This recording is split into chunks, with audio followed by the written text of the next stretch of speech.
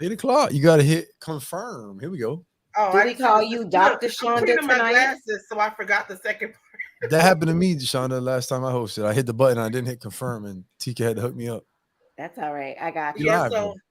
I'm We're gonna here. have some disclaimers and some stuff going on tonight because you know. TK, did you get that text? Oh, sorry. You text me because I haven't checked No, my I phone. know. I just gave a ooh, disclaimer off air. I'm just Cindy joking. got me in trouble. I'm joking. Go, Cindy. I'm joking. This was a text.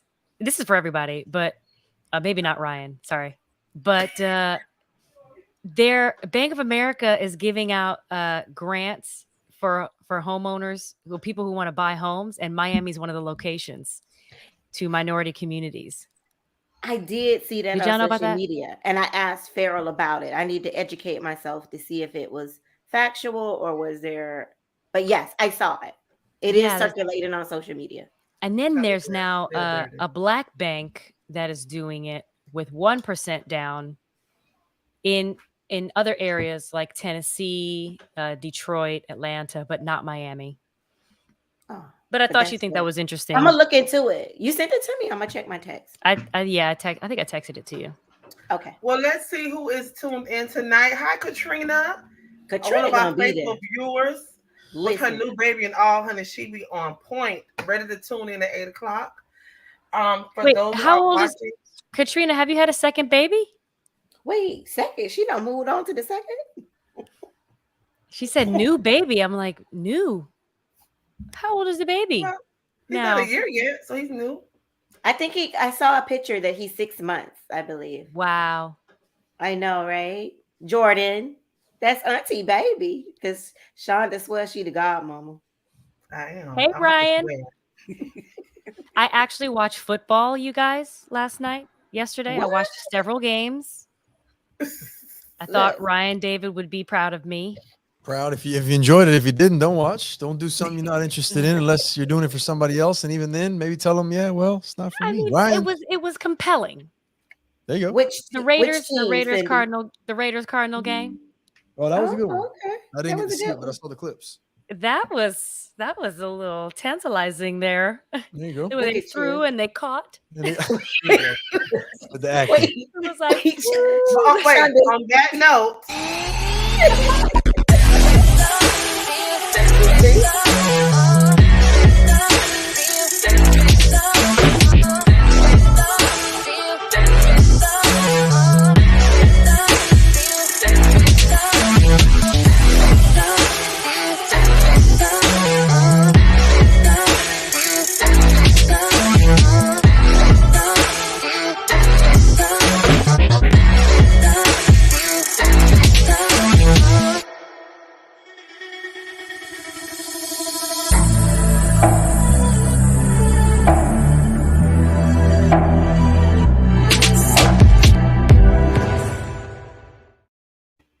Now, there are 2 games on tonight. So, Ryan, you're here and you're in the building, and there's 2 games on. You're here. So that's amazing. Sorry, Sean. We got 3 TVs on. So we got 3 TVs. We got some faithful listeners right now. I will say, Ryan, there is another person in South Florida who has had 2 TVs in their living room when 2 games are on. My mother does it, and she has no shame in her game. Hey? Yeah, I got 2 in there right now, but I'm in here. That's a shame. That's a shame, guys. Look, Sarah's here. Yeah, no, you go, Shonda. This show. Shonda's hosting tonight, and here we are stealing her intro and everything else. Shonda, what's going on with you? I was trying to ask y'all how was y'all weekend. We got straight to it, didn't we? We got straight to it. TK, would you like to tell us how your weekend was, ma'am? Filled with family, fun. A lot of people celebrating their birthdays. I had a little niece who turned 7. So I went to a kids party Friday. Saturday is my little one's. He's 10. He plays Little League football. So all day Saturday, that is taken up by football. Saturday night, a coworker had a birthday. Went back out to Fort Lauderdale for a birthday party. Sunday, leave me alone. Peace. But I did laundry and folded and put away, Shonda. Aren't you proud? Wait, you folded? Yes. Wash, fold, and put away. Because if not, it would sit in that corner for like a month in that basket. I'm proud Yeah, of the you. intros, right, Shonda? Thank you. Yes, introduce yourself to those who may not know you, Miss Takina. Ooh, did she say government, government name? name. Hi, everybody. I am TK Owens, and I share with you my weekend. I'm going to pass it down to the lady that's across the other side of the nation in California. Hey, everybody. It's your girl, Cindy Winters. I'm back. I had a complete power outage last week, so that was fun. A series of heat waves were going across LA, and our building had no power. So that was fantastic. I had so many thoughts about last week's episode that hopefully I can get a chance to chime in on at some point. But so happy to be back. I am your girl, Cindy Winters, singer, songwriter, Broadway star, and all around smart mouth princess. And I'm going to pass it off to the Ryan David. Thank you, Cindy. Hello, ladies. Yeah, I mean, at least she owns it. You know what I mean? There's nothing wrong with that. You got to wear it. What's up, everybody? Welcome back to another episode. Talk Miami. I am Ryan David, personal leadership, holistic lifestyle coach, also psychology professor. Glad to be here. Weekend was great. Traveled out of town to see some family. Got to hit the float tank on the way back. So I refreshed and recharged on Sunday. I'm here with y'all on a Monday night. Shonda, take it away. I saw your post at the float tank. Did you see my emojis? I did. I see you low key keeping an eye out for that. I know it's a part of you want to do it. I got a little anxiety just watching you go in there, but I don't know. I don't think that'll happen. So this weekend, my family and I flew to Texas to watch the Texas A&M game against University of Miami. We lost. Hurricanes lost, but we had a good time. There's one of the players' mom. She lives in Texas. She opened her house to everybody. We all just sat over there. We were able to take a nap, relax. We went out to eat at this wonderful restaurant called the Breakfast Club. Delicious food. Texas A&M is a massive football stadium, and there was 107,000 people in attendance. Wow. Oh, wow. And I mean, every single seat and bleacher was crazy. Full. They have a song and a chant for everything. If you touch down, they chant. If you field goal, they chant. If you fall, they chant. If you get up, they chant for everything. They hugging and touching. They do a lot over there. It's really something to see. And they were really friendly. I honestly can say a lot of the people that we came in contact with, the Aggies, we'll call them, were very friendly and helpful. And it was a good experience. We had a good time. I've been to some games where some fans are rude, Tallahassee, FSU, but Texas was really nice people. I would love to go back. My name is Dr. Shonda Roberts. I am your host tonight. I am what am I? A co-author, a mother, a wife, a singer, a doctor, a lawyer, everything. I got kids, so I'm everything in this house. Founder of a nonprofit organization. Oh yeah, I forgot. Thank you. Founder of a nonprofit organization and the entrepreneur. I forgot about that. So listen, y'all. Let me give y'all a disclaimer. I should have typed it out because I'm dead serious. I picked topics tonight that required me to do a lot of fact checking and researching, and I'm tired. My brain is tired. So if it ain't right, don't come for me. Google for yourself and look for it and find out information. If I'm right or wrong. Check your own source. Check your own resources. Like they tell you when you go to church and the pastor's preaching, don't take his word for it. Read your Bible and find out for yourself. So I'm going to give you what I found and the information that I understood and how I understood it. If you don't agree, you are welcome to Google University. Do you? So our first topic of tonight is... Was that your disclaimer? Was that your disclaimer? That was the disclaimer right there. That was it. You all got it. Good. Okay. Don't come for me is the end of the disclaimer. Okay. So, I don't know if y'all heard about what they call the Purge Law. While I'm talking, I'm looking for my stuff. The Purge Law. So in Illinois, God, y'all know I got too much stuff in here, so I can't find anything. Is this it? No, that's not it. I have it here. So in Illinois, they are supposed to pass a law that they're demolishing the cash bail, right? It's not a purge law. People just called it that, but it's really called the Safety Act. So I'm going to play this clip first, and then I will come back to my processes of it. As of January 1st, 2023, the following things will go into effect, and people need to be aware of this. It abolishes cash bail for almost every offense. This includes, but isn't limited to, kidnapping, armed robbery, second-degree murder, drug-induced homicide, aggravated DUI, threatening a public official, and aggravated fleeing and eluding. Offenders released on electronic monitoring have to be in violation for 48 hours before law enforcement can act. They could almost drive to Alaska before we can even look for them. It denies victims their constitutional rights. And keep this in mind, businesses and homeowners. Officers will no longer be able to remove trespassers from your residence or your businesses. Someone could decide to live in your shed, and all we can do is give them a ticket. You have to decide what level of force is required to remove them and whether or not it's legal.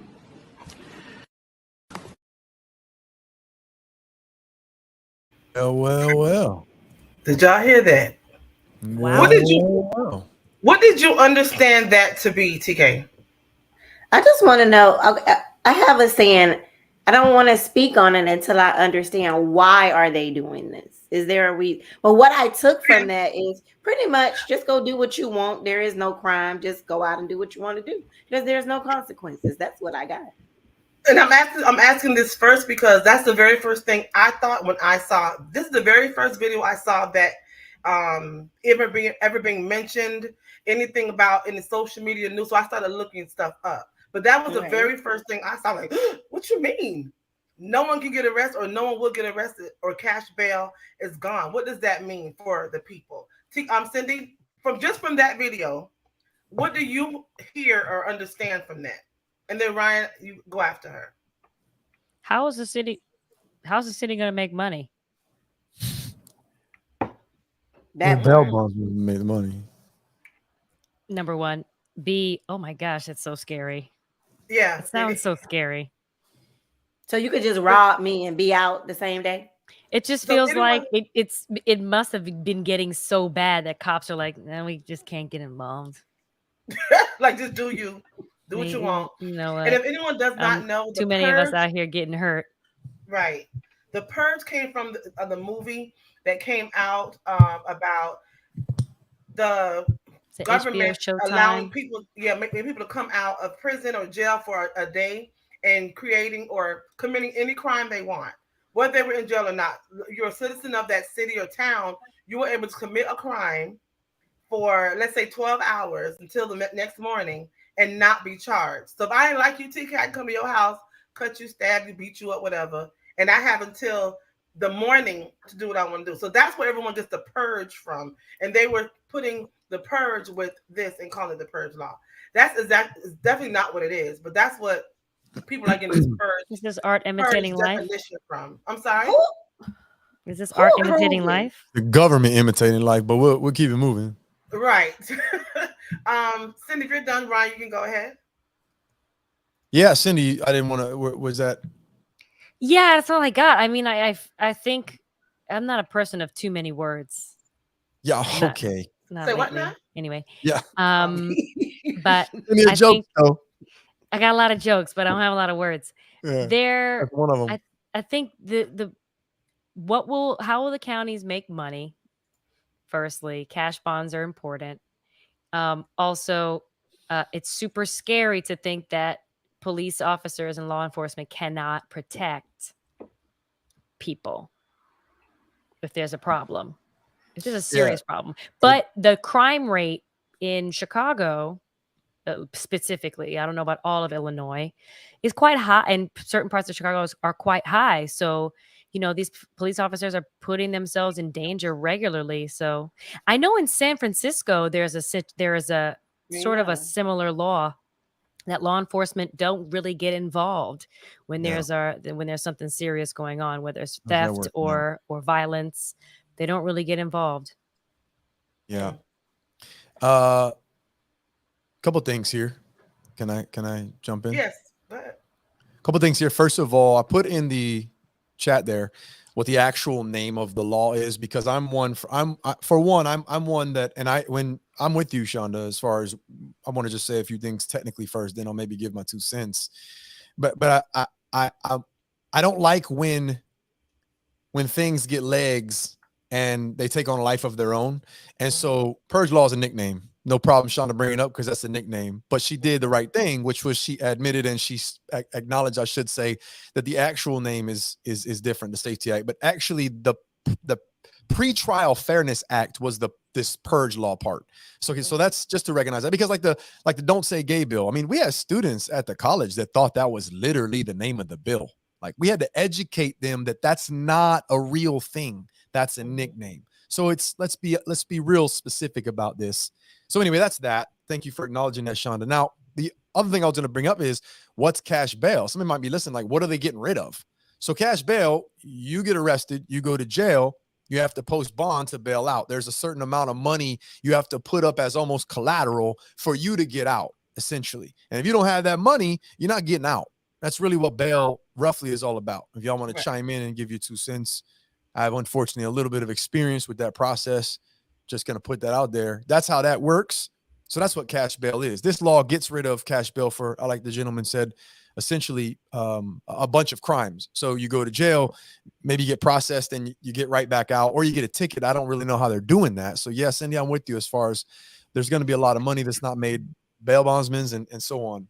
But let me just say, before I finish with my thought about it, which I don't know, I guess what I like to do is, since we don't have really a representative here tonight, right? We don't really have anybody here. Let's talk about, TK asked, what's the point of it? She don't want to speak on it till she understands it. Proponents of the bill, I'm reading, proponents of the bill argue that the cash bail system disproportionately impacts minority communities, and that eliminating the practice will help to ensure more equitable outcomes. In theory, and in theory, this may absolutely be true and be a good idea for what their intentions are, but sometimes intentions don't really work out the way we intend them to. And so that is what the proponents of eliminating this cash bail system say that it will do.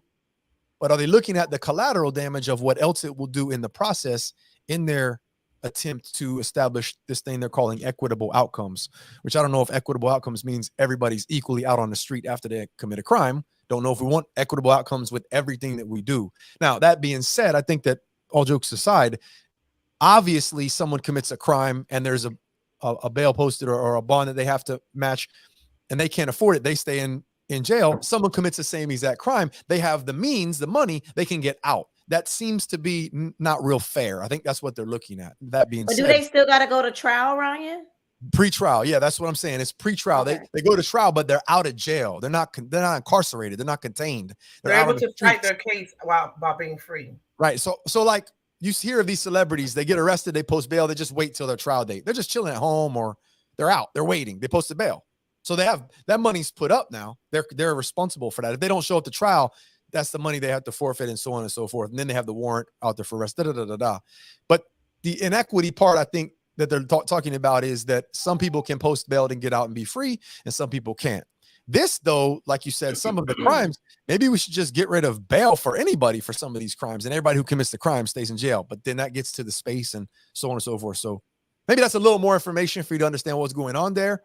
Yeah, Shonda, I think this is something that you have, you know, I'm glad that you brought it up, because we do need to talk about our intentions to do the right thing for everybody, and the collateral damage or the unintended consequences of good intentions and how they may end up, and we may end up in a worse spot in some situations than others. So, you know, I don't think it got the nickname the Purge Law for a reason. That might be an exaggeration, but at the end of the day, you look at what the crimes were that they talked about. Maybe we should pump the brakes on the full doors wide open situation and look at an alternative. I don't know, but I'm not a big fan of the idea, at least with how they proposed it, for obvious reasons. I can understand the concern and why the law was proposed, I guess, but statewide, every single crime that falls into that category, there's no incarceration, or I should say no jail time. You're not being, you know, I don't know, man. Well, I have a lot of information to give y'all, so I want to. Sorry, I hope I didn't do too much there. A little bit. It's okay. Oh, It's okay. So what I had posted up here was, it's not called the Purge Law, as I mentioned before. It's called the Safety Act. and we're on the same page. Was to prevent the detention of people who had, Lord Jesus, went too fast, who had no serious, hold on when it comes back up again, who had no serious prior criminal convictions and who did not pose a threat to community but could not afford bail. So listening to one of the public defenders from New York, her name is Olayemi, she said that so she works for Rikers, and a lot of people with low-level offenses are getting murdered in jail because they don't have the money to bail out. A lot of people, she said, in the Cook County jail were dying in jail because they just did not have the funds to bond out. Now, I understand that if someone just commits a crime and can't bond out, that they're stuck in there. So how about we don't commit crimes? How about we just make sure we're being lawful citizens? Now, there are people, I can admit, there maybe wrongfully, and those people as well can't get out of jail if they don't have the money. And that was part of their reason, from my understanding, to abolishing the cash bail system.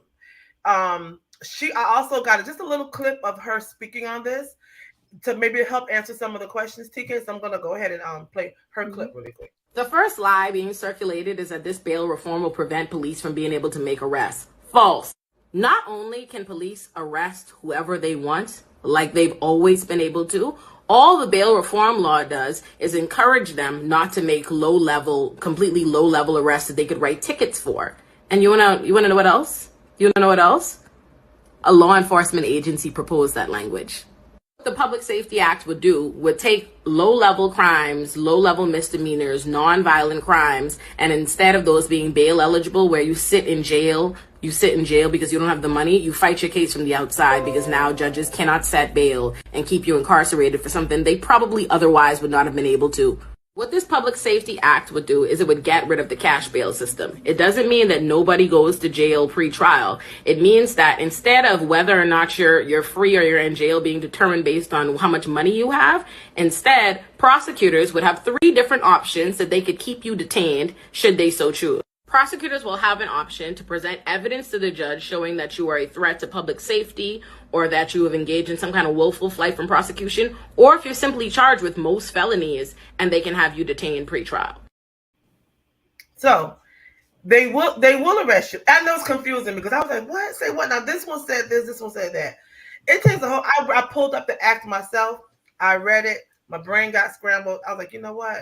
I don't live over there, and I ain't worrying about it right now. When it gets over here, I'll start paying more attention. But I do feel that it's good and it's bad, because if people can pay their the ones who could pay their bail previously, and let's say someone went into prison or went to jail or got arrested for attempted murder, but they were offered a bail. I don't know if bail is even allowed on attempted murder these days, but let's say it was. If they had money to get out, they could get out on that bail, whether it was $100,000 bail, whatever case it was, they could get out. Now with this Safety Act, a judge can make a decision that this person is a threat to a community, and so they're not getting out, whether they're rich or not. They're not getting out, whether they can afford to or not. So if someone steals a bicycle off of property, their bond is $5,000, which is like maybe $500 to get out. They don't have it to get out. The judge may decide, okay, well, you're not a threat to the community because you stole a bicycle. We're going to go ahead and let you out. But they still have to do court. They still have to do their trial. They still have to do all of that. But that person who stole the bicycle can fight their case outside of jail rather than staying in jail and, potentially whatever, holding up the jail, making the jail more full or whatever the case may be, and be able to fight their case outside of jail. So that's what I understood from it. Did that help you any, TK? It helped. My cousin Trina actually works in corrections, and she stated it was initially for the individuals that were first-time offenders and just couldn't afford the bail, but people with money could get out of jail just because they can afford it, regardless of their criminal history. So now that you guys, the more you talk about it, I kind of understand why, but I still don't agree with it. If that makes right. sense. I'm with you on that. I'm with you on that. So there are some myths that I found also, and I'm not gonna read all of them. There's quite a few. Shauna, real quick, I just want to add to it. I was also reading there. By the way, I ain't know you were going to drop all that knowledge on us. My apologies for jumping ahead. We kindred spirits. We're on the same wavelength. You should know Dr. Roberts. I know. I should have known. She said she was asleep before we started, but she got surprised for us. You know, it says under the law, the state will allow judges to determine whether individuals accused of a wide range of crimes pose a risk to another individual. So the law kind of puts it in the judge's hands to determine whether or not they should be able to have to post bail or not. Quick question, Shonda. Is that the reason why we should vote? The judges that we put in place? Yeah. Well, I believe so. I can't vote yet, but when I'm able to vote, I'll let you know. But yeah. You know what, citizen? I'm almost there. I'm almost there. We're going to have a whole citizen party on here. I'm almost there. Okay. Okay, so let me read this just quick myths that... Lord, I hate when this thing up here. It says judges... So it says false up here if y'all can't see it. Judges will let people out of jail without considering if they're a threat to community. You know what? I try to be fancy. You got to push pause somehow, right? We got to push. I don't know how to pause it. It won't stop. You're creating videos instead of images. So with I wanted to keep still. I get it. You got to do images instead of videos. The videos will leave. That's why. Okay. Cindy, do you have something else to add while I pull up my image? Lord, she want to be quiet tonight. I don't want quiet, Cindy. I mean, I said my point. I'm listening. I'm kind of not much for words, Cindy. That's not Cindy. Much for words. Cindy's probably like me when you don't understand something. I don't know if I stay out of it. Yeah, stay out of it. When I don't understand something, I only can speak on what I know. I just don't agree with it, but I have to dive deeper into seeking to understand still why. I respect y'all for that. It makes no sense to me whatsoever. Now, that being said, TK and Cindy, I will say this much. Even if it was about 20 minutes before we came on here, Shonda did tell y'all we're going to talk about this Purge Law. Y'all could have went to Google University real quick, got an opinion about what you found, though. Oh, no. I mean, I still would have had the same opinion. No, I would have still had the same opinion. I still don't agree with what they're doing. Okay, there you go. That's all we're there. There you go. Yeah. All right. Okay, I got my look. So the false is judges will let people out of jail without considering they're a threat to community. True. Money bond will not be used. So this is false and true stuff. Money bond will not be used to detain people, but courts can still detain someone awaiting trial, which is true. Judges will consider circumstances and allegations in a comprehensive, individualized hearing. True. Judges will consider whether the accused person is a threat to a person or persons, and whether the accused person is a flight risk. False, murderers will be let out of jail. That was a big one everyone was talking about. And true, people accused of violent felonies can be denied release until trial if prosecutors prevent evidence to a judge that the person poses a danger to someone else or is a flight risk. So again, it is in the hands of the judges when it comes to being detained or not being detained up front. So that's all about. Yeah, I hope it did. It helped me a little bit because I was like, murder's just getting out. But no, if I kill somebody, I would hope they don't just let me out because it's my first time. You know what I mean? But then again, what if I'm accused of killing somebody and I really didn't? And I have a bond now. Is there a bond for a murder? Well, then I think it's, I don't know, maybe it's kind of the same. It's kind of the same thing going on. I don't know. I guess. I just wanted to shed some light on it. Hopefully, I hope I did. If not, I hope it piqued your interest to look into it more. Because once things start happening, they may start trickling down to other states.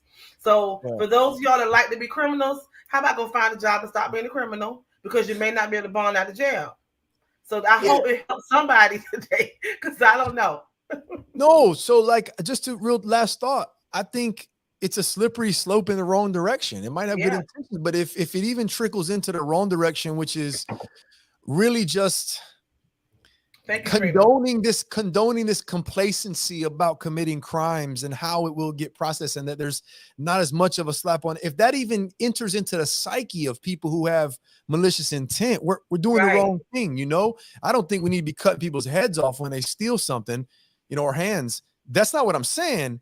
But I still think we need to take what Shonda said, which is, how about we focus on educating and emphasizing, let's not commit crimes. And there are harsh penalties, X, Y, and Z if you do. So let's educate. However, here's the caveat.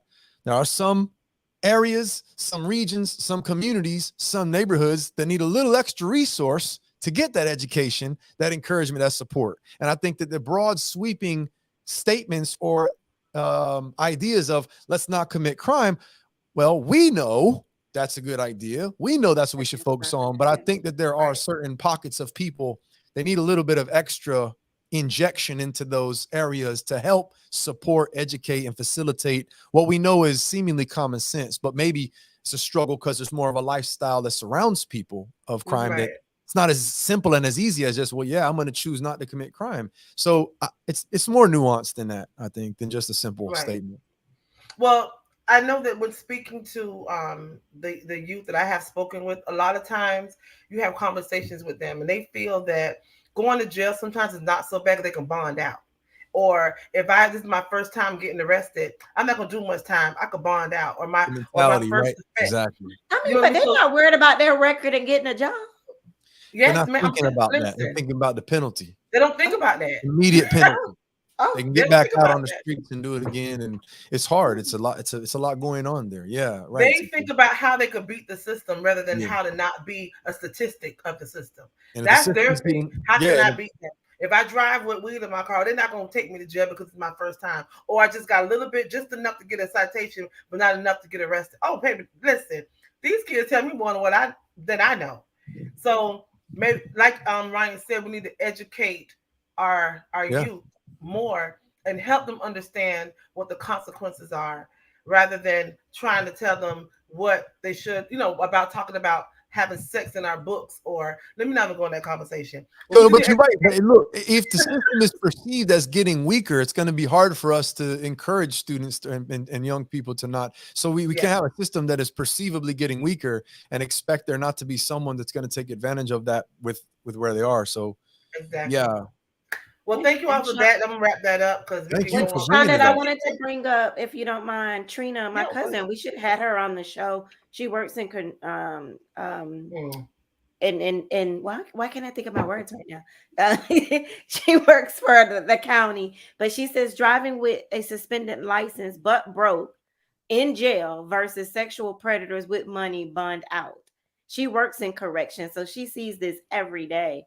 But that's a true statement, and that brings reality to me right there. Still don't agree with any of this stuff, but I digress. Well, thank you all so much for that topic. I thought you brought it. That's good stuff. Did your homework at all on the good stuff. You know, I thought it was interesting because just being a survivor, I think about that. I thought about my abuser getting out. I can't think about somebody being kidnapped and being raped, or somebody being brutally hurt, and then that person would just get out because it's their first time being caught doing it. Not the first time doing it. It's their first time being caught. And that's what scared me. So I was thinking about all the people of victims of crime over there, that someone may do that too. And just because this is their first time getting caught, they may get out. Depending on how the judge feels that day. If the judge feels that you're not, not that it's on paper, not that you've ever been arrested for, because I think it's on how they feel, how you may be a threat to society or not. Because if Ryan, you come in front of me, you've never been arrested, but you attacked, Molly on the bus stop. Okay, maybe Ryan had a bad day. I'm the judge today. I'm going to say, Ryan, I'm going to let you out. I'm going to let you go to trial. You fight your case out of jail. Thank God you ain't know about them 17 other people I attacked. You only found out about Molly. Right. That's my thing. You just got caught with Molly. Molly girl. You a danger girl. You're a danger. So that's what I was thinking about. That's what made me want to really look into it. I was mortified, but I don't know. I just hope that it works out for everybody and it doesn't get too bad where everyone is in fear or the crime goes up. Like George said, Chicago already has a high crime numbers of crime. Yeah, so, you bring a legitimate perspective, Shonda, which is from the victim's circumstance. Yeah. We can look at it from society, from the outside in, and look at equity and look at judgment and look at bail and look at money. And you're talking about, hold on a second. A crime was committed, and what's going to happen to that perpetrator? What's the process? If the system seemingly seems to be getting weaker, and perpetrators have that less to, not to worry about as much. I can imagine, not to mention the people who are out there that could get taken advantage of, but the people who have been. So yeah. I want to move on, but just because you said that and thinking about this when it happened, I was awakened to my abuser standing over me. And last time I checked, he was in jail. The last time I talked to a police officer, he was in jail. Didn't know he bonded out. Didn't know he was free. And that wasn't his first time. He still received the bond. So in situations like that, would he get a bond again? Maybe not. So is that a good thing or a bad thing? I don't know. This whole thing is just it's scary. Like a catch-22. You know what I mean? Because you don't know what situation will be good, what situation will be bad. I don't know, but I've been there. I've been on that side, and I can't imagine calling the police, having someone arrested just for them to be released because that's their first time getting caught. I look at the list, and I think there were some violent crimes on that list. I think that if it's a violent crime, if it's an act of a violent crime, the arrest you should be held, to a certain extent. That's where, like, why are we doing so many? Like, let's start with 3 non-violent crimes. Let's see if how that works out. No, they had she showed a list with 20 names, crimes on there. Yeah, we're about to find out. I mean, hopefully the media and hopefully the press and hopefully we get the information and the true information about how it's working out, how it's playing out. That's a whole different can of worms. Yeah. Well, thank you all. That was a good topic. I hope that you all research it some more, just for some understanding. We're going to move on to the quiet one for tonight. Since we haven't heard from her in a minute or last week, Cindy's spotlight. Cindy's gonna do a spotlight. Yes. Thank you, Dr. Shonda. Listen, I said what I said about it. And even still, there's not much I can say because we don't know. It hasn't taken effect in our city and state. We also are citizens. We've got to be careful about who we vote for. This seems more of a problem for people in our community than anything else. So I'm praying. That's why I was silent, because I was praying. Really quickly, a few weeks ago, I have an update for Butterfly Black's reaction. Yes, it's out everywhere now. It came out on August 19th, but since then, it has received 25,000 streams. 25,000 streams. And the video just came out on Friday. And I want to share it with you. Here we go.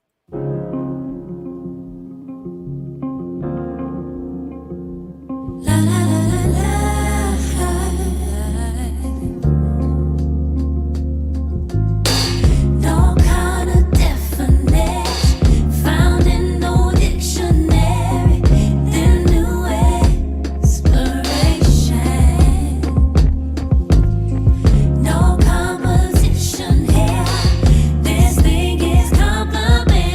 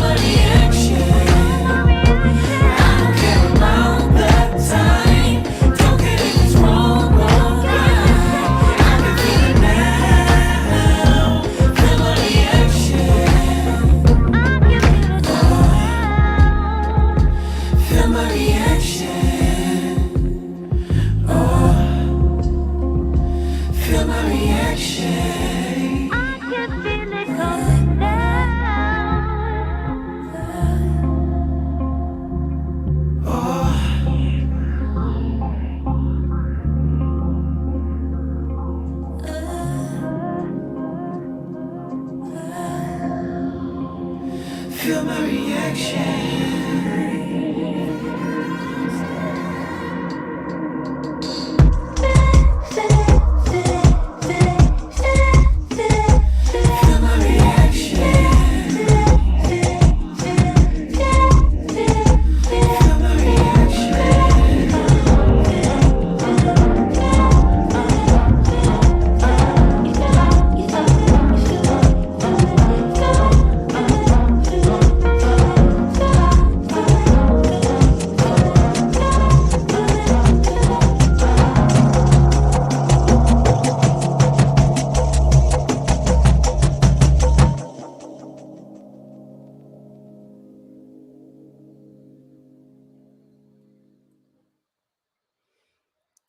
Finally.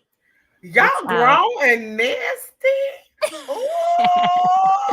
Wait a minute. It was a tea time for me, and it was Ben. Baby, y'all weren't ready for Ben. Y'all was not ready for Ben. Yes. Well, TK, you on mute. TK? Listen, it's Ben for me because I already know. I was like, sing, Ben. I'm back here waving at the camera like he can see me. I say, yes, you better sing. Yes, it was beautiful. Yes. Wait a minute, what y'all was trying to feel on in them white clothes? You had your finger rubbing. Yes, I saw it. Okay, you know, look at Ryan. Look trying at to figure out some reactions. Okay, but wait, I pay attention to details. So hot. Cindy, is there a reason for the symbol that is on your face? And I also noticed it was the light on the ceiling. I pay attention. Art is in the eye of the beholder. I saw it. We did another episode for that. Just that video where you dissect the whole video for us. First of all, you've seen it here first, live on Talk Miami, first exclusive interview with the Cindy Winter. Yes. Because I'm telling y'all right now, shot, why you picked that. I want to know everything. We got to do a whole other episode because I want to know where it was shot, why you picked that venue, how long it took, what was going on. Because videos aren't as easy as it seems. It takes a whole couple of hours to get that 5 minutes. So I really want us to have that next time you host or something. Yeah. Thank you. It took a bit of planning, but Christina Sanchez, thank you. Veronica said beautiful voices and video. She said nice video. You get all thumbs up by Miss Queen T. That's a phenomenal track. I mean, I was trying to identify really what known artists, I should say already previously well-known artists, because y'all are known as well. But I'm talking about like Maxwell, India Irie. I'm trying to go through in my mind, what are these voices that are so close to what that you all are close to? Like phenomenal. It's awesome. Listen, thank you. It's a beautiful vibe. I told you date night is every other Friday for Farrell and I. And one night on Old Cutler coming home with the rooftop back, I played this song for him. When I tell you it was such a vibe, it took us all the way home. And I'm going to be quiet. Your rooftop go back in your car because you never put it back for me. Listen. TK, I want to know your rooftop go back because you never pull your rooftop back for me. Oh, my bad. Next time I pick you up for the brunch. Because that was really okay. And I ain't never seen no roof. Honey, I feel slighted. What? I can't get She got braids. Don't worry about the wig. She got braids. Okay, I was going to say, make sure you wear your braid hair that day. Just tell me which wig to put on. I'm good. Okay. How would I make sure I put mine up? So proud of you, Cindy. Like, such a vibe. Yes, and that was awesome. George Look at George. George is chiming in. He Tim's said, and SZA better move out the way. Come on. Come on, chocolate, let them know. I appreciate you. So the video came out on Friday and already has 3,000 views on YouTube. Oh, that's awesome. So I'm gonna share it again. Make sure you put it in this chat, the links in, and I'm gonna share it again as well. Yes. Thank you all so much. And also just to touch base on last week's topic about Disney and the Little Mermaid and Halle Bailey being the princess. Ariel, it is a big time. I am having a ball watching all the little girls having their moment, seeing Ariel be and look just like them. And I repost those videos, and that's a big reason why I do Disney Princess the concert, to represent that little girl, because I was that little girl and I didn't see anybody that looked like me. So we are coming to Miami in November. Check out DisneyPrincessConcert.com for tickets. I will be there.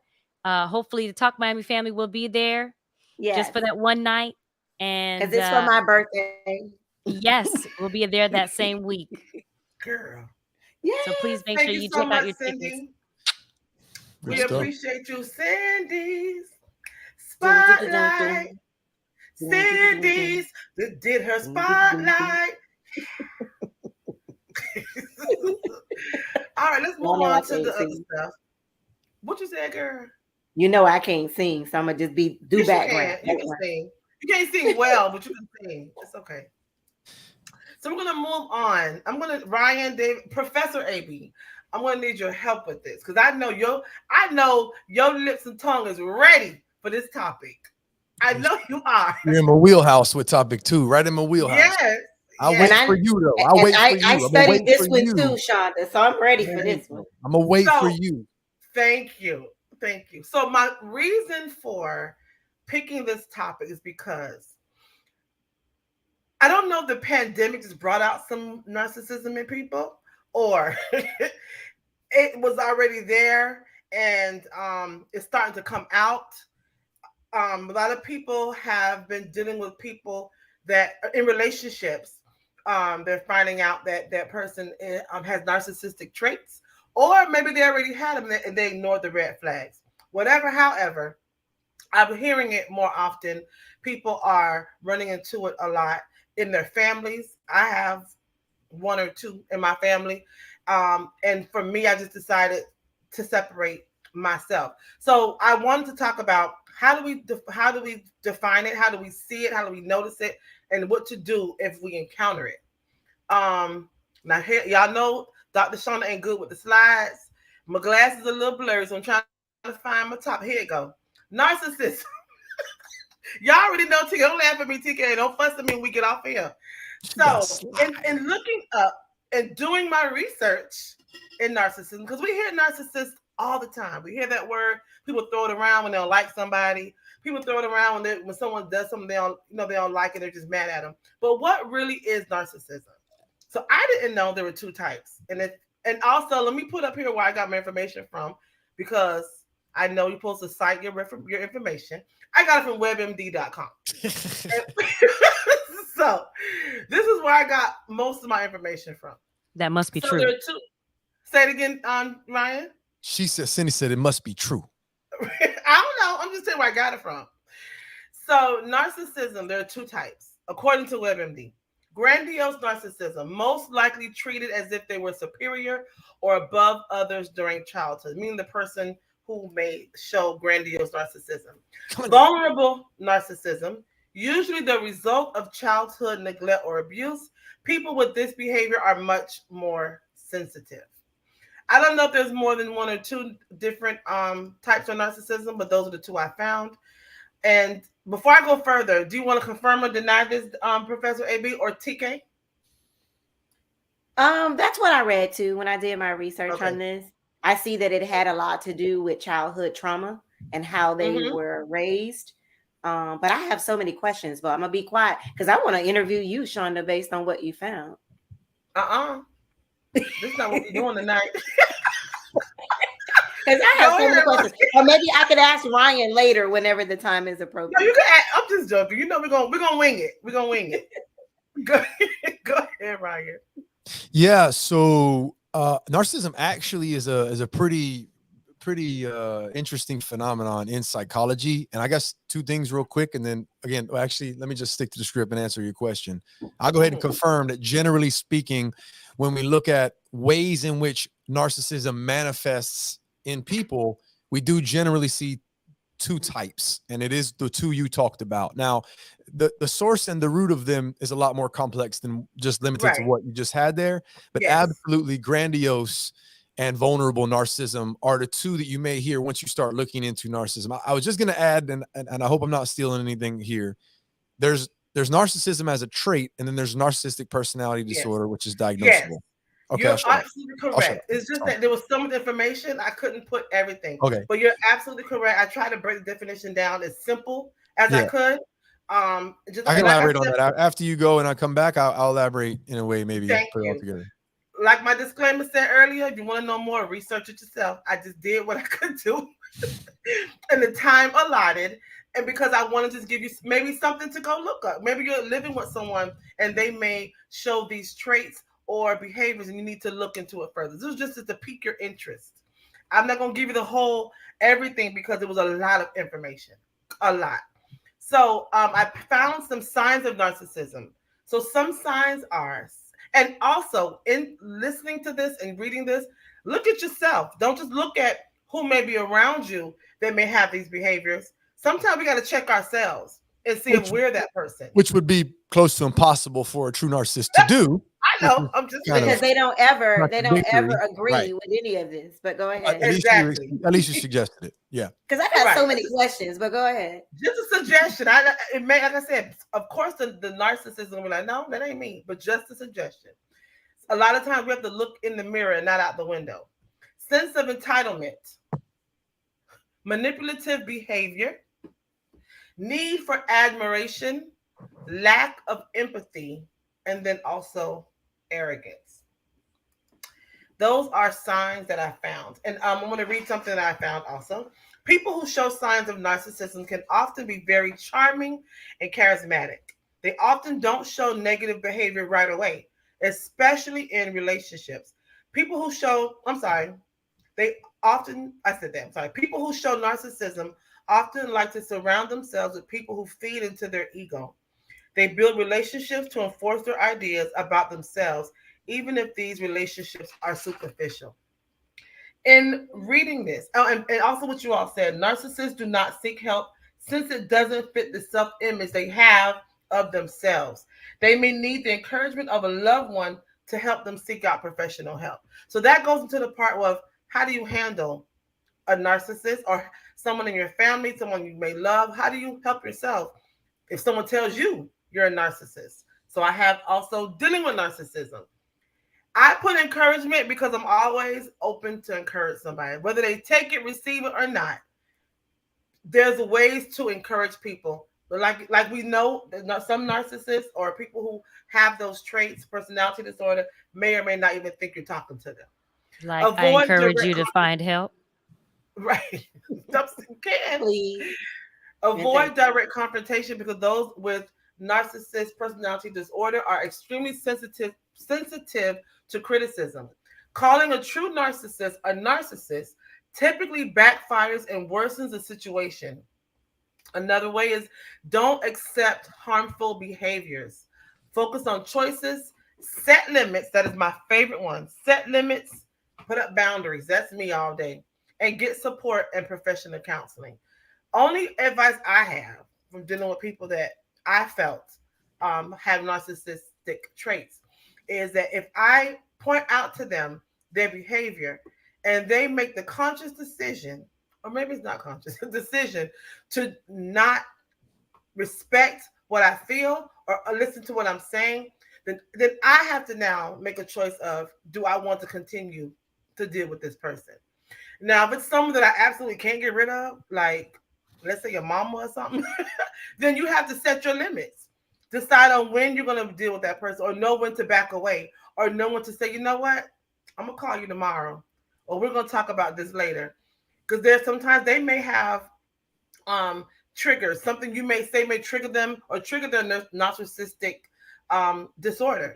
So a lot of times, you have to understand when time's up. It's time to just move on and let that stuff go.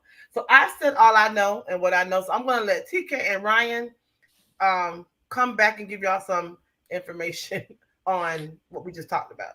Well, I have questions, and that was due to my research. I found out, and Ryan, don't quote me on this, I'm going to just throw this out there for a discussion, right? I found out, one, that majority narcissistic behavior or personality come from men. Is that true, Ryan? No. Is it a higher percentage than women? No. Okay, go ahead. No, it's misunderstood. And again, remember we talked about different flavors of narcissism. So you have overt and covert narcissism. Won't really get into that tonight, but that's just how it shows or presents, or what we have to investigate and find out, overt, covert.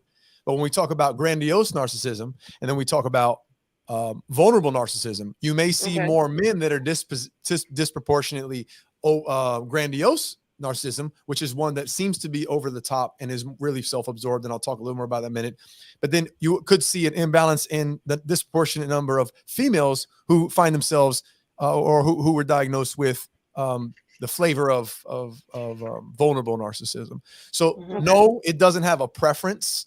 And there's so much nuance to what we're talking about with narcissism. You'll see that it transcends gender in and of itself. Now, there is some research out there that might say that it might lean slightly towards more men statistically being diagnosed, but there could be some caveats to that research. It's not a clear-cut winner. Then there's another personality disorder that leans slightly more towards women. It's called borderline. And that some people consider that to be the female counterpart to narcissism, which seems to be more male, but the statistics are not overwhelmingly disproportionate. So let's just be careful doing that to answer that question. It could be slightly, but again, how do we get this research? How do we get these statistics? I'm sorry. You have to base your statistics on people who either have self-disclosed or we have a diagnosis, a statistic for the diagnosis. And remember, when we're talking about personality disorders, these are very, very hard to diagnose and not to mention hard to treat, because with a personality disorder, you have to go in and say, hey, listen, I'm here to talk about all of me that seems to be off in some way. Nobody's going to do that. I mean, that's very hard to do. So the other distinction I was going to make real quick, and I'll if you have any other questions, be glad to elaborate. I was going to say that when we talk about narcissism, I was just going to say a second ago, I don't want to steal Shonda's thunder again. We have to be mindful if we're talking about narcissistic personality disorder diagnosis or just the trait of narcissism, which we all can be guilty of in moments. That was my next question. So yes. I heard that we all have a little bit. It just depends on where it is, I guess, our ego. Right? So it's kind of like ADHD. That's an actual diagnosis for someone who's wired in a way that they have a hard time focusing or concentrating in particular moments. I won't get into that. But that doesn't mean that the rest of us don't have a hard time paying attention sometimes. We get distracted sometimes. You don't have a diagnosis of ADHD just because you're having an attention deficit in a certain moment or paying attention to somebody. Narcissism can be similar. We can have our moments, we can have our times, and so there can be a very, very self-centered view of the world that we have in some particular statement or conversation or area of our lives that can seem to be narcissistic. Doesn't mean you're diagnosable. That's critical. The other thing was, don't get confused. Being conceited is not narcissism. Being egotistical is not narcissism. Being cocky or confident, that's not narcissism. And a lot of people like to throw that for someone who's confident, they're outgoing. These sort of things can be misconstrued as someone who's narcissistic. Self-centered, sure, call them self-centered. But narcissism has another level to it. I mean, it's to the point where there's an agenda that's trying to fuel and feed themselves through other people. So there's some complexities there. And I want to point out one really, really critical distinction about vulnerable narcissism that we're not talking about enough, that I think might be so in front of our faces we don't even realize this is exactly what it is. But go ahead, Tika, you had some follow-up stuff. No, like one person, and that was one of the reasons why I studied. I saw a documentary on Donald Trump, and when people don't understand why he is the way that he is, and then when you realize how he was raised, and then when I looked up this whole narcissism, like, to me, textbook. He fits that description, but knowing his rough childhood, you would then understand why he is the way that he is. And I'm not. I'm gonna go ahead and say it. No, yes, you're not making it. No, that's what I mean. We can, and that's where we got in trouble with talking about diagnosing public figures. And there's a law and an act, but I refer to public examples that not as a diagnosis that I make as a psych professor, because I'm not even a clinician, so I can't diagnose anybody, but I can hold public examples up that are representative of certain characteristics or behaviors. And there's two people that I refer to when I look at public figures that my students might understand or relate to or have seen before. And it's Trump and Kanye. Yeah. And I cite specific behaviors. Yeah, Very I cite specific behaviors, but even better, you really went further into Trump's background that I don't even bother to go there because it's outside the scope of the class. But with Kanye, what's really fascinating, and I was looking forward to it, and I was actually pleased, the 3-part documentary that was done on Netflix that was his buddies filming him from when he was a teenager, highlighted and really looked into his mom's relationship. I got so much just from an analytical standpoint of analyzing the roots of his psyche, his experiences, his self-worth, what his mom did to bolster him up, her loss, where does his validation come from? Like, I'm like, yo, if you don't understand how this works, here it is. But what I wanted to point out, and this is not me making a diagnosis, it's just alluding to something or behavior that you could see as symptomatic. Same with Trump. But I wanted to point out, and then I'll let you guys have it. Well, 2 things. I got a little pop quiz for you. But the thing I wanted to point out was with vulnerable narcissism, and Shonda, this is great work tonight, the information that you brought. The number 1 word you want to think of, no matter whether it's grandiose or vulnerable narcissism, the number 1 word you want to attribute to narcissism is entitlement. No matter what the flavor is, there's a sense of entitlement in their mind that comes back to them. So I could elaborate on it more, and I hate that it's 9:02 right now because I could really drop some knowledge about this for another 30 minutes. But I want to be really mindful. There was a study done. I'll put the link in the chat. And the study looked at the differences, one, between grandiose and vulnerable narcissism. But what it looked at was the vulnerable narcissist seeing themselves as victims and almost the entitlement of the victimhood mentality that was self-centered. Now, there are actual victims out there who have been victimized by people, and those are actual victims of experiences. But there are also people out there who adopt the mentality and the mindset of something being done wrong to them, of being mistreated in the past. That is actually borderline what we're talking about here in terms of vulnerable narcissism. I'll read you what it says here, real quick snippet from the study I'm going to post. It says, narcissism can be split into 2 types, grandiose, vulnerable. Shonda already nailed that. Grandiose narcissists, overconfident, socially charming, seem to be manipulative by nature to fuel their own, you could call it ego, but it's deeper than that. They're voids, their insufficiencies, their insecurities.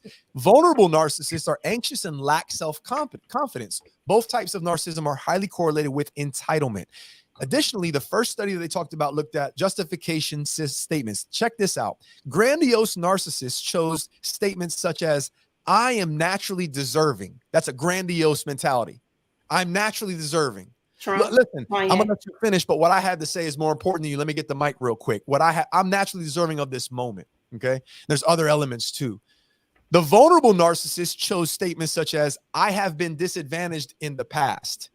So I've been done wrong in the past, so I'm entitled to something now. And so, or I've been done wrong by someone else, so you owe me something because of what I've been through in the past. Just entitlement in a different flavor. Vulnerable narcissism was correlated with victim justice sensitivity. So that study's pretty fascinating on the entitlement aspect and the victimhood aspect of the vulnerable narcissist. I think that we're not recognizing a lot of what we see in society that is actually an element or a flavor of vulnerable narcissism. And then you have social media where the grandiose narcissism is on full blast and it's taken on of its own. So we could dissect that a little bit further, and there's a lot more to talk about, but that really is a good overview of what we're talking about. And then you add to that the idea that narcissistic personality disorder is an absolute diagnosis that someone's entire personality really depends upon validation in some way, shape, or form. Oh, yeah. In every area of their life. That's where it becomes diagnosable, as opposed to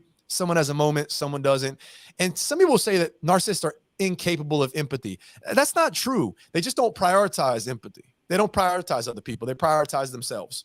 And so even if they were capable, it wouldn't matter. They don't exercise it. And so that's when it starts to become a problem. When somebody, so the reminder, well, when it becomes a problem when they're prioritizing themselves over everybody else and other people are getting hurt and getting stepped on. So that's a little bit of the education or the technical stuff behind it. Pop quiz. Do you all know where the term narcissism came from? Do you know? Well, Veronica told us. Originated? Yeah, Veronica said it. Let's see. Okay, sorry. Go ahead, Shonda. Here it is. Oh, get it back up. Go ahead, Shonda. It came from Greek mythology. His name was Narcissus. Narcissus was in Greek mythology, son of the river god Look now, I'm already tongue tied. It's all good. Narcissus and the nymph Lirope. He was a very beautiful young man. Thank you, Veronica. There's more to it. I see there's a comma there. So essentially what happened in Greek mythology, long story short, this was a very attractive young man. A lot of people really admired him. He was promised a long-lasting life if he did not become self-aware, essentially, and see himself, just roughly speaking, I'm paraphrasing. But he denied a woman who was fond of him and in love. He denied her and kind of hurt her feelings, broke her heart in a sense, in a way, in somewhat of an egotistic way. And as punishment, another god, basically, again paraphrasing, cursed him by having him see his own reflection in the mirror, in the water, in the lake, and he fell in love with himself, and he died right there because he could not leave the sight of his own image of being in love. So that's a little bit of the Greek mythology. There's the Narcissus flower, and the different versions of the Greek mythology turns into the flower. So that's just a little bit of background. I have this here for this same reason. I think that this word's thrown around a lot, and I thought the painting is an actual painting. I wanted to throw that up in my studio, so I pulled that down for that reason. Yeah, there's so much to get into there with narcissism and the root of it, but also just the different flavors. So good stuff. Questions? I have a question, Professor AB, or anybody on the panel or on the show. Do you think, speaking of Kanye, do you think that, or do you feel that when his mom passed, that his mental health declined? Yeah, so I'll just jump in and you guys can chime in. Let's be clear about what Kanye's diagnosis is. Per his own words, he's been diagnosed with bipolar disorder. Bipolar disorder. Yeah, so he's been diagnosed bipolar. That is a separate mood disorder, specific mood disorder. Deals with mania. Don't know if he deals with bouts of depression, but definitely mania. And you can actually see this, and he'll talk about it. Different episode maybe, but he's had a clinical diagnosis of bipolar disorder. Don't know if he has a clinical diagnosis also of narcissistic personality disorder, but whether he's been diagnosed or not, he portrays a lot of the characteristic traits of someone, as does Trump publicly, that are really, really indicative of someone who struggles with and deals with narcissism. The mood stuff is really related to the bipolar stuff. But let me say this real quick. If you watch the documentary and you pay attention to Kanye, it's really interesting because individuals, I read this in some research that I was reading about, just because someone presents or has more overt grandiose narcissism doesn't mean they're incapable of the vulnerable. They actually can vacillate between the two. And you can see this with Kanye sometimes. Sometimes he's on cloud nine. He's a genius. He's God. He's Disney. He's going in everything. And he's so confident. And then if someone slights him or does him wrong or he feels attacked, he will turn into full-blown victim. You see the entitlement from the other end. Yeah, and he turns into the other vulnerable. So you can see the range with him. It's very fascinating. Again, I'm not making any diagnosis. That's not what I'm here to do. Just getting you to kind of pay attention to some of those things. Well, I sent the video on our thread, and I would love for Cindy to chime in on Kanye because he just recently went viral this week about, I think the stock market either went up or down. I don't know, but he said he don't want to hear from anybody who is poorer than him. I forgot the exact words he used, but I was just like, did he just say that? I thought it was pretty funny. But Cindy was like, and you should. And you shouldn't.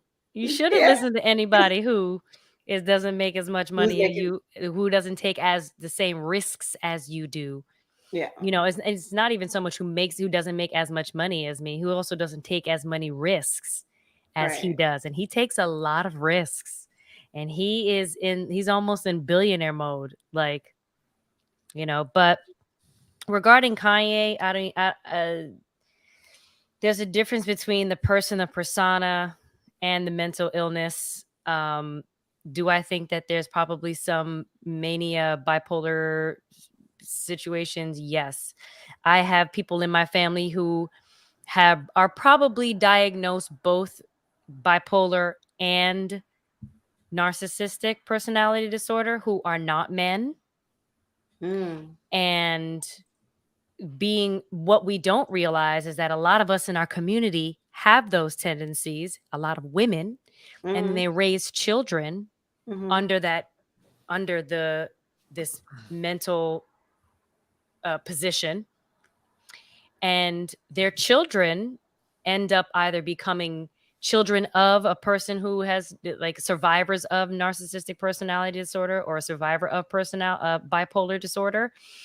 But they also pick up behaviors by that parent who was a narcissist, who has bipolar disorder, and they execute in the way through the lens of that parent in their lives. Does that make sense? It does. Sort of their decision making, sort of their how they operate, what they say, their thought process. And it can encourage the cycle until you start pinpointing, hey, this is not you. Let's analyze this. And that person has the empathy for themselves to do it. And also can feel vulnerable enough to express empathy for others. But yeah, those traits are very real. And I was looking at Mama Gloria's. I was silent because I was looking at Mama Gloria's going gray rock. And basically, that is what you have to do with a person with narcissistic personality disorder. You can't. You have to treat them like it is a nothing. It is not effective. It is a blank canvas. It's like, what did you have for dinner? You know, what did you eat for lunch? You're a bitch. Oh, that happened. You can't even take it personal. I'm gonna get ready for bed. Like those things have to come toward you, and you have to experience those things the same. Very difficult, and a lot of therapy. It is extremely necessary difficult for family members of individuals struggling with those particular disorders. It is extremely difficult for those people, and my heart goes out to them because, and also they may not be addicts, they may not have a drug problem, they may not have an alcohol problem, they just have a mental problem, and that sometimes feels like it's a more painful experience for the person experiencing that energy and that treatment, because mentally we don't regard mental disorders as in high regard. Can you imagine what Kim Kardashian was going through? Melania Trump. I could just only imagine living with that person day to day. We see it every now and then. Can you imagine living with that person day to day? But also, again, I can't get involved with as well, though, to a certain extent. Sorry, Cindy. Yeah, I can't get involved with celebrities in their lives because they don't live in the same reality as we do. Right. Period. Well, one question. Real quick, Sean, I want to add to what Cindy's saying and really piggyback off of, and as a creative mind here, one of them, at least the most prominent, I think, Kanye is a creative lyrical genius, absolutely a musical genius. There is undeniable. And they look at statistics of bipolar disorder, and the statistics are off the chart for individuals who have more creativity in terms of their profession. That's true. Very, very, very prominent in creative minds. And you talked about risks. It's kind of a double-edged sword, and Kanye tries to own this for this reason. It's kind of a double-edged sword, and there's a catch-22 with this as well, because a lot of his risks and creativity come from that mood that goes right up to somewhere a limit that nobody else. So it's really, really fascinating. He's right in a sense where he talks about the creativity and the art and a lot of what we have comes from people experiencing something outside of the range, outside of a normal range in terms of whether it be moods or states or whatever the case is. So it still doesn't mean that person doesn't have a lot of absolute struggles and horrific challenges intimately, personally, internally that they're going through. So it's not some blessing. I mean, you can turn it into it as the individual. He tries to own it and get through his own life, and God bless him and do what he has to do. But one thing that rubbed me the wrong way about Kanye and how he was speaking about it was, well, hold on, Playboy, you got a lot of resources to address your episodes, and you got a lot of resources that come to your house when you have, your breakdown. So don't make real light of this as some gift, because that kid that doesn't have the resources for that you have when they have their bipolar, it's not going to be some walk in the park. It's going to be a family crisis. So that rubbed me a little bit the wrong way, but just some things to keep in mind. People with bipolar disorder, this is not what we're talking about, but can hold their families hostage. Wow. Yeah, a lot of mental illness. Wow. That can be the case. Yeah. Wow. Yeah. And we actually in our community have it more than we can recognize. Yeah. I was asking Ryan about his mom only because I remember when you said that and I watched the show about how she validated him a lot. She did. And I don't know if he lost that. You weren't asking Ryan about Ryan's mom. You were asking Ryan about Kanye's mom. Sorry. I thought you were going to ask me about Ms. Adams. She's probably watching right now, by the way. But sorry, you were going to ask me about Kanye's mom. I was asking you, do you think that, did you feel that his mental illness declined when his mom passed because he didn't have that person that who he loved so much validating him anymore. That's what I was asking. Short answer is yes. Short answer is absolutely yes. I feel like that absence that was a big source and fulfillment for him, whatever it was, even if it was disproportionately unhealthy in the grand scheme of things, she empowered him to have the confidence, which is what a mom is supposed to do. What I thought he didn't have was the balance. There was no one to keep him in check realistically in terms of times when he was maybe stepping too far over on somebody else's neck, or maybe was out of line. He didn't have that. And so that's why we have the Kanye we have, but that's also, I think, why he struggles in the society he's in potentially. But yeah, I think that for him, when his mother died, it was the emotions, the grief, the loss, that can be a stress response. Yeah, for sure. But I think it was the association to the source of all of his, the source of his sense of self. Like, she's the one who validated him to be everything he was. The second thing was to a comment real quick. The second thing I was even opening a school, and he named a school after his mom. Like, but she was an educator. She was an educator, and she did a real good job educating him. And I'm not blaming his mom at all, because I think his mom did what mom's supposed to do. And she checked him. She did check him. Yeah, I think she wasn't. She was. At the end of the day, she was there to be a source of inspiration for him, no matter what. And that's what moms are supposed to do. Now, where there was a balance or a lack of balance, maybe that could have been the case. Other thing I was going to say was there was a comment about his car accident. Yeah, he got into a really, really rough car accident, but that would have been more of an emotional experience. The TBA, traumatic brain injury, TBI, I'm sorry, it wouldn't really have been the injury to his actual structural physical brain wouldn't have really led to a personality disorder or even really a mood disorder. There could be aspects where the structure and receptors could be affected and there's an imbalance there potentially, but generally speaking, trauma doesn't lead to a mood disorder, generally speaking. So when people say you know jumps on your head, don't mean there might be exceptions, but generally that's not the case. I will say it can exacerbate something that has been suppressed because of the emotions involved. I agree with you on that. Because brain trauma. I also am experiencing this as well with when someone is in a severe accident and they've been severely concussed, that's swelling of the brain, and it sort of, the receptors don't fire, and also the pain level doesn't come down, so things get lost in translation, and then the fuse becomes shorter.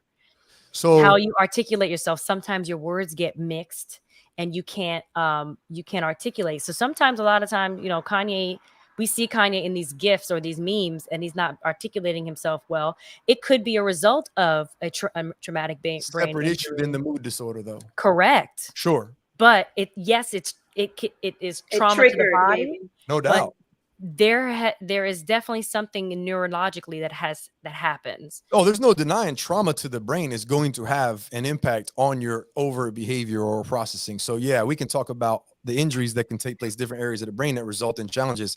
I just thought you were making the association between a mood disorder that really is more biochemical in a sense and has somewhat of a genetic trait, which wouldn't really be, right. You're staying on the path. We're talking about Kanye. Yeah. It wouldn't really be triggered, if you will, or expressed from injury. There can be, obviously we are very complex creatures. And so injury has not only pain and trauma and injury and emotions involved. So, but that's not very common, but I'm sure in his case, it adds to the package that we know, which is Kanye. Yeah. Well, TK and Ryan, y'all got 2 minutes to do your outro. What y'all gonna do? I don't have to. It's up to you. I mean, I can share mine. No, I do want to hear your motivation. I always love to hear y'all. I don't want to. We had a good conversation, and I'm really. But I want to. I know people. Yeah, I could talk about this all night.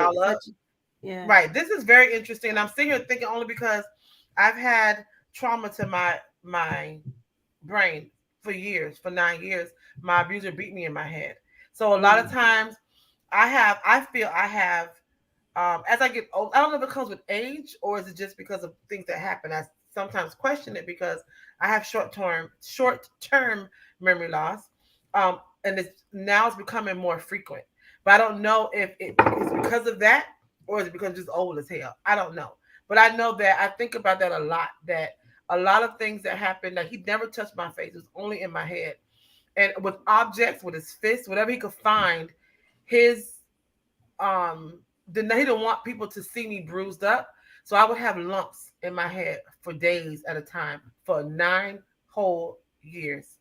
And when the doctor, when I started suffering from migraines at a young age, well, I have pseudotumor cerebri. I have Chiari malformation. So all of those things I have, and Chiari malformation is where your brain stem kind of protrudes out of your skull. And I also have excessive fluid on my brain. So on top of all of that, I had the abuse to my head. Don't know if one caused the other or one made one worse, but that's what it is. When they finally gave my MRI and gave me all those things that happened, took me to all those treatments, they found out all this was going on. And I sometimes wonder and worry what's going to happen in my old age because of all this trauma that has happened to my brain. So I'm listening to y'all. It's interesting because I don't have a mood disorder. I mean, I'm sometimes a little off, but that's just life, I think. But I think that, I think about that type of stuff. I'm like, Lord, this was something. Well, I have even though I left that abusive relationship a long time ago, I still have the after effects of that. I still have PTSD. So that's an anxiety disorder, obviously, and she's getting emotional now thinking about it, as you can imagine. That's horrible. I was just gonna jump in real quick, Shonda. And just to speak to what you're talking about and what Cindy brought up, watch what can happen because of trauma to the brain, whether it be something like TBI for some sort of an abuse, whether it be CTE that we're looking at right now. Any damage to certain areas of the brain can result in certain behavioral differences, deficits because of inhibitions. So a lot of people are misdiagnosed very oftentimes because of how their overt behavior presents as though they're bipolar or borderline or X, Y, and Z. Really what's going on is there was abuse, there was trauma, there was an accident, and actually it's something going on with a structural area of the brain that's in charge of inhibition, that regulates emotion. Or so just, it's so complex, y'all, but I just hope that you're aware of a little bit more of it. And Shonda, as always, praise you and thank you for being brave enough and courageous enough to share what you're talking about, because I haven't been through what you've been through, and I feel you as much as I possibly can, but I know there's other people out there listening that can relate, and you talking about it is a breath of fresh air for them, because this is getting exposed, it's getting talked about, and that's the only way we're going to really combat this. And to educate. TK, go ahead and do your own. So I always look up to you, and you're the courageousness that you have to share your story with us, and having a platform like this to educate others. So that is great. I'll go into it. Shonda, do you want me to go into? Yeah, it says TK's motivational moment. There you go. But I put up 2 quotes because I wasn't sure which one I wanted to talk about until I always try to go on what the vibe is over the conversation, and I'll talk about fear, right? You must realize that fear is not real. It is a product of thoughts you create. Do not misunderstand me. Danger is very real, but fear is a choice. And the reason why I brought this up, I had a dear friend reach out to me today because she is feeling this guy. She's in love with him, but we're talking about trauma, right? Due to her past divorce and a abusive relationship she was in, just like Shonda and any others, our past relationships that didn't work, she's afraid of being in love. Or she's like, TK, I don't want to get married again. And I'm like, why are you allowing your fear to stop you? You have a good man.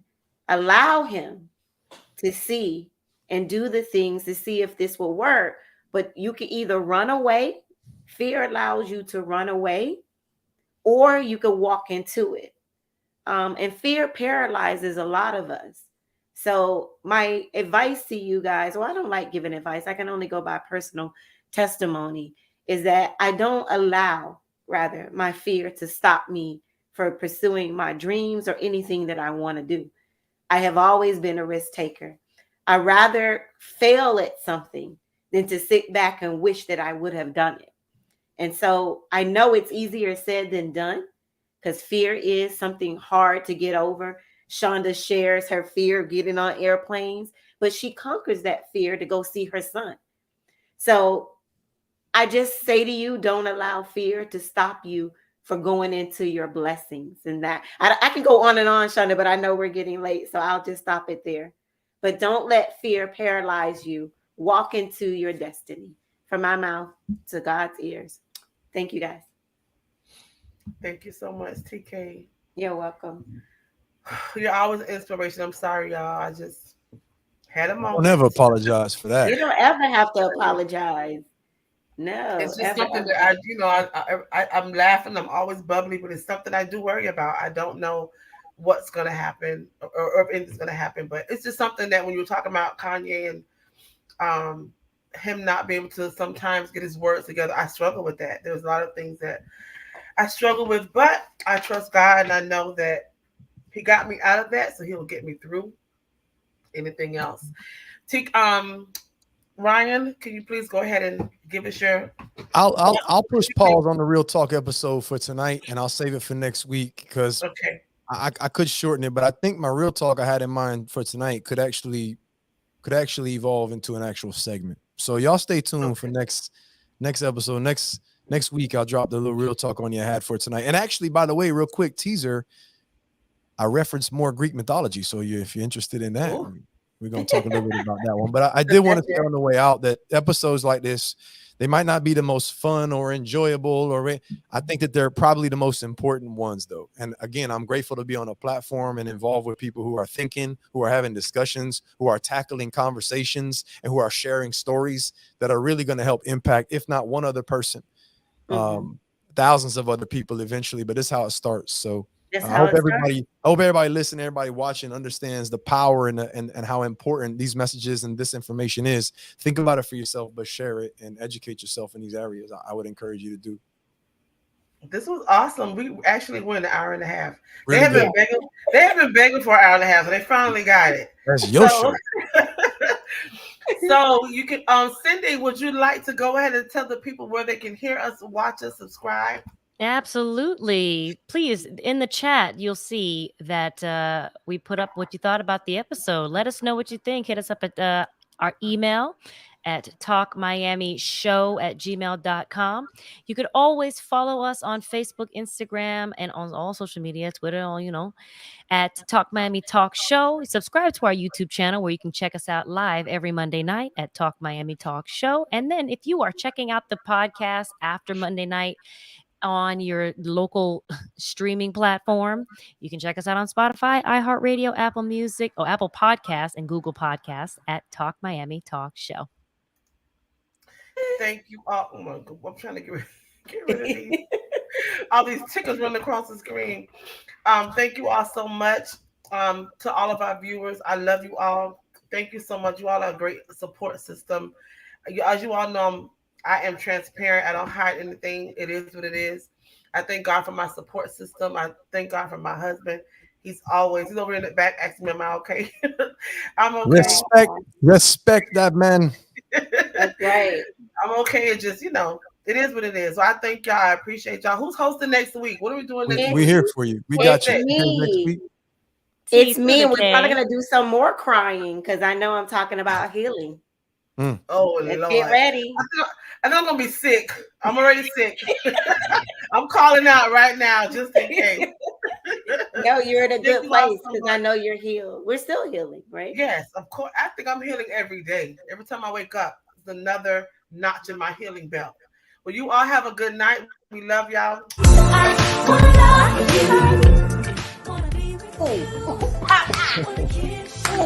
All right, ladies. Bye, everybody. Have a good night. Good night.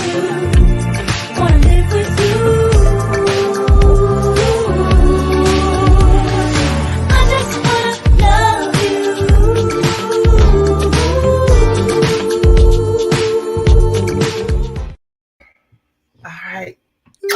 Love y'all. Good night. See you next week. Enjoy your weekend. Be safe. I think I'm forgetting to say something. Good stuff today. Follow us. Share, subscribe. Good night. Good night. Peace.